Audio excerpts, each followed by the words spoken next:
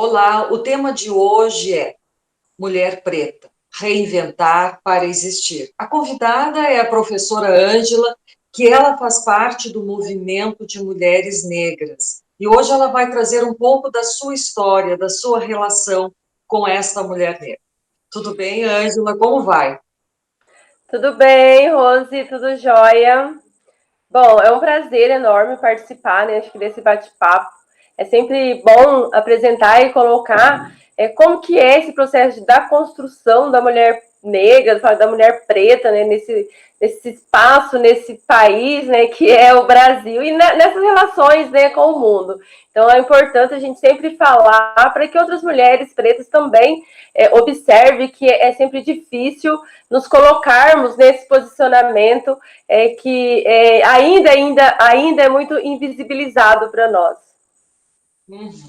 Sim, a mulher, de uma maneira geral, ela é invisível. A mulher preta ainda muito mais, né? Se intensifica muito mais. Mas tu tem uma parte da tua vida, assim, que tu disse que tu modificou o teu cabelo, não foi, Ângela? Como é que é? Conta um pouquinho pra gente esse fato, assim, essa tua experiência.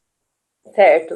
Assim, eu sempre coloco assim que a Angela Davis e outras mulheres, ela fala que nós mulheres pretas, nós nascemos mulheres, mas o processo para a negritude é um momento difícil e lento, tá? E foi assim comigo e assim com muitas mulheres que se descobre, né, nesse processo, essa identidade negra, que é negada, que é roubada, né, da gente até hoje. Foi roubado no processo da escravidão e ainda é roubado de nós mulheres até hoje.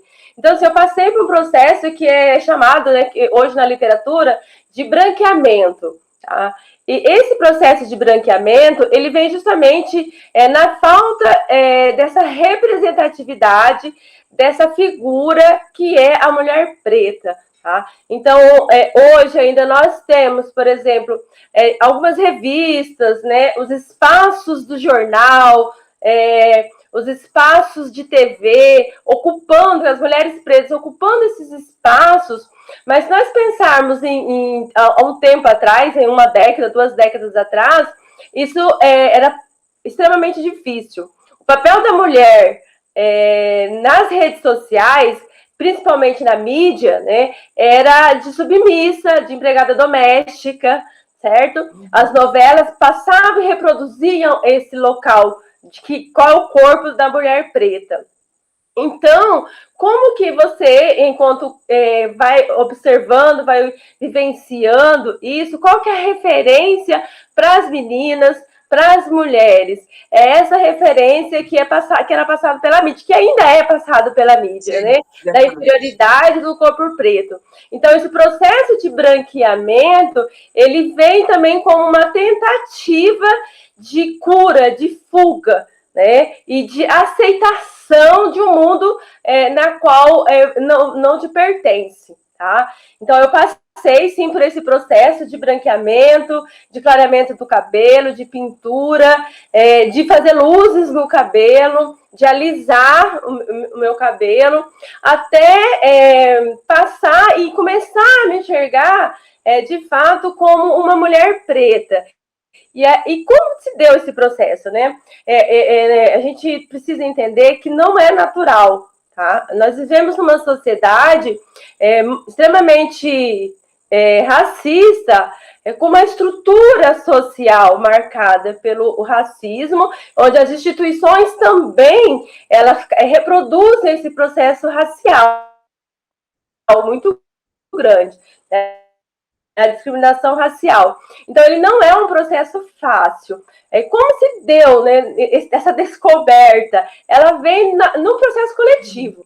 Tá? Então, a partir do momento que eu comecei a militar coletivamente e a fazer esse debate junto com outras mulheres, foi onde eu comecei a perceber essa importância dessa valorização e de esse olhar para mim como uma mulher preta e resgatar as características de mulher preta, que daí é o cabelo, a valorização, né, do meu corpo, todos esses aspectos que vêm junto aí com essa formação de quem eu sou, tá?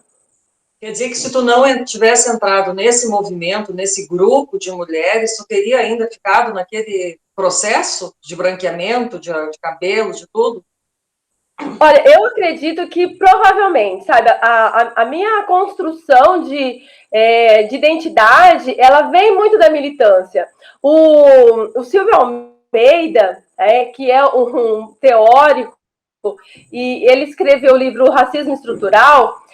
É muito legal quando a gente começa a olhar essa literatura e a gente começa a perceber que não foi só comigo esse processo de descoberta de quem eu sou a partir da militância, a partir desse olhar e dessa leitura. Foi assim, por exemplo, com Angela Davis, com Lélia Gonzalez, com Silvia Almeida. Tá? Então, a partir do momento que você entende esse espaço do teu corpo como um espaço também político e como um espaço militante, você também começa, então, a se colocar nessa figura que é você ter que se reafirmar todos os dias enquanto uma mulher negra.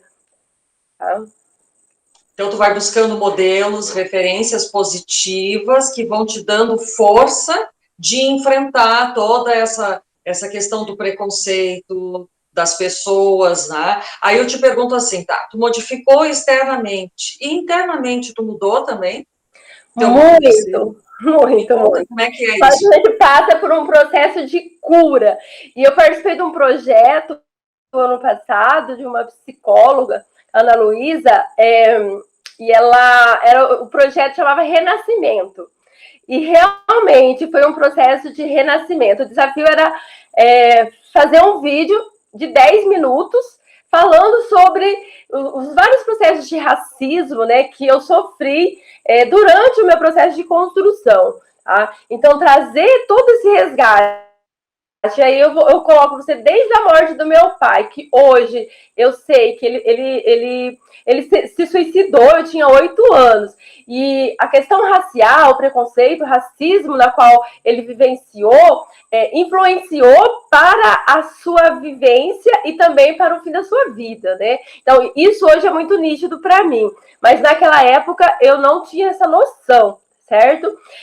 Então, assim, nesses espaços de construção e de vivência, eu venho de uma família que é marcada por vários tons de pele, de fala, várias cores numa família só. Porque meu pai é preto e minha mãe é indígena. Então, nós somos em 12 irmãos, cada um com uma tonalidade de pele diferente. Tá? Então, e durante toda a minha vivência, eram muitas brincadeiras, né? Então, a moreninha, você nasceu de dia e teu irmão nasceu à noite. Então, todas essas brincadeiras, a gente coloca brincadeiras entre aspas, né? Porque ela passa de um processo que é da discriminação e do preconceito racial, foram marcas, e isso vai criando a nossa subjetividade de mulher, a nossa identidade de mulher, né? Então, é um processo também de cura, de entender como que são essas relações, como que se dá esse processo na construção da formação da identidade da mulher preta, tá? E como que essa subjetividade, ela é forçada, ela é forjada por um processo muito maior, que é esse sistema capitalista no qual nós estamos vivenciando, nós somos, né, moldadas para ser dessa forma. Nós somos moldados para ser mulheres obedientes, nós somos moldados para ser mulheres pretas, obedientes, e também que educamos os nossos filhos para continuar obedientes e reproduzindo a vida, né? Então, acho que um pouco é isso. Tá. Eu acho muito importante isso que tu está colocando, esse teu renascimento, né? Porque tu nasceu para a tua própria vida. Porque muitas meninas que, de repente, estão nos escutando e elas se sentem, assim, oprimidas, sem coragem de enfrentar a vida, de buscar um lugar para si mesma. Então, tudo isso que tu está colocando, essa tua experiência, vai ajudar muitas meninas. sabe? Que estão assim, sem saber o que fazer e ainda com vergonha, achando que tem que ser aquele local que a mídia coloca a mulher preta, a mulher negra. Então, como é que tu pode falar para essas meninas que estão nos escutando, ou pessoas de mais idade também, que passaram pela existência achando que não podiam ter condições de estudar, de fazer uma faculdade, sabe? De buscar um lugar melhor para si. Então, primeiro, assim, que é isso, é entender como que são essas relações, né? O processo de compreensão e de olhar e de te observar, acho que é um processo. O outro é as condições reais de vida de cada pessoa.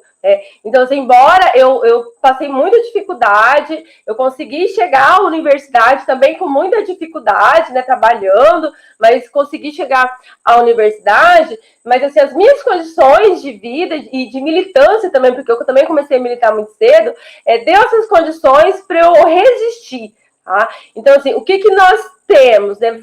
Hoje, eu vejo assim que já existe um movimento muito grande de mulheres, de meninas, né, que se olha, se reconhece enquanto uma menina preta. Então, isso é muito importante.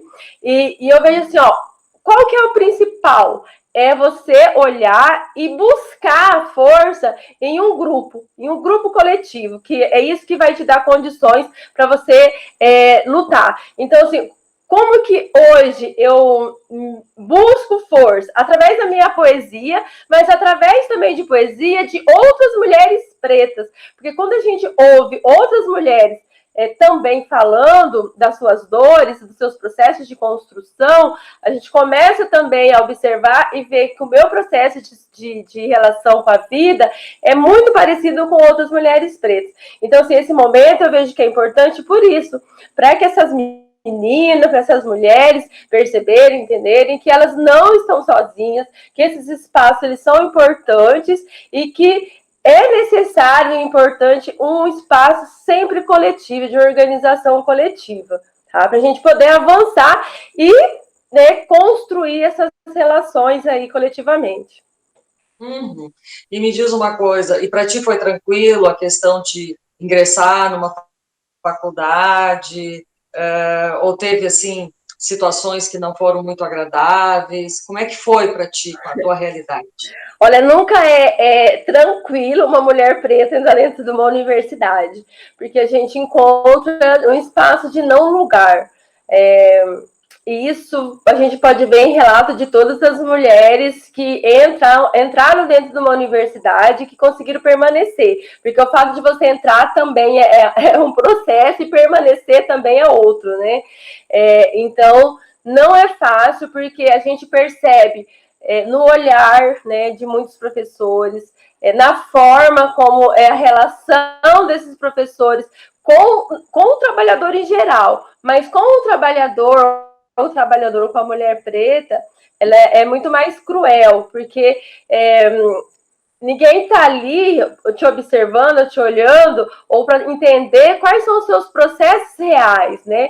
Que você trabalha, por exemplo, o dia todo, e que você está ali fazendo um esforço danado para poder conseguir acompanhar aquele espaço de aula. Então, a universidade, por si só, ela é um espaço de exclusão social. Isso é muito latente para todo estudante que chega dentro de uma universidade. Ainda hoje, ele é um processo de exclusão muito grande, né?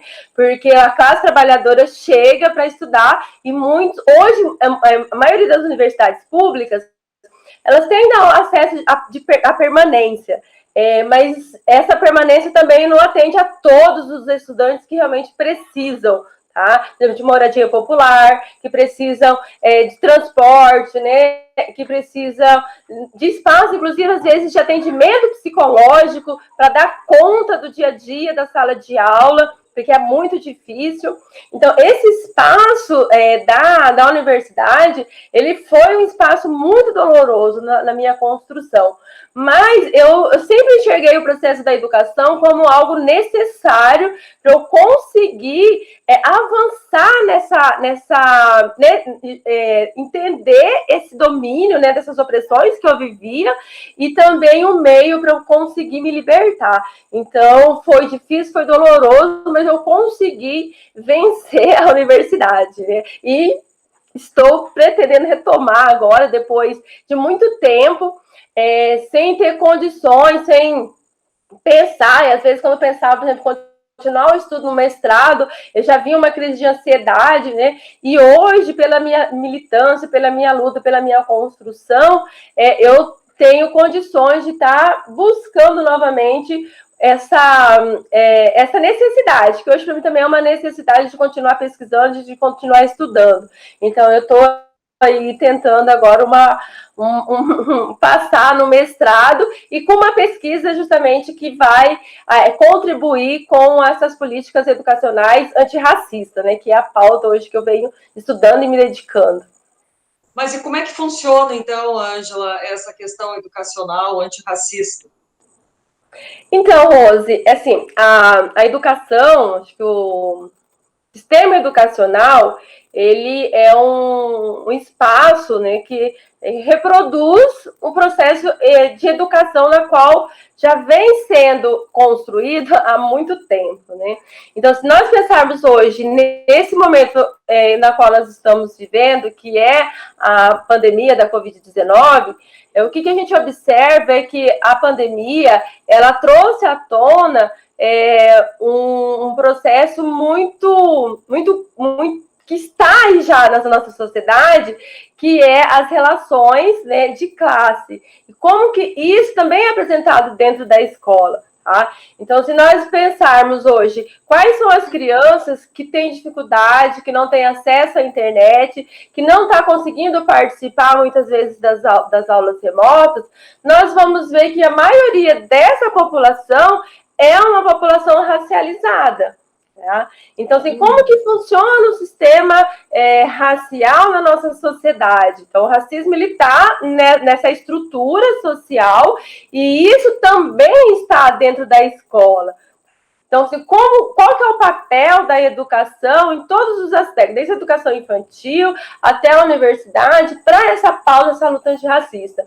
Então, isso é um debate que a gente vem tendo, já vem sendo tomado em muitas universidades, esse olhar, né, para esse processo dessa educação e como que o sistema educacional precisa pensar uma educação que atinge essas pessoas, porque as outras já estão sendo, já estão aí, né? E como a gente consegue, então, pensar numa educação antirracista que traz realmente a vida, né, dessas crianças como um direito realmente à educação. Então, se a gente for pegar uma pesquisa, acho que é de 2019 do IBGE, ele aponta que a grande maioria dos meninos e meninas, né, que deixam a escola são homens e meninas pretas, tá? E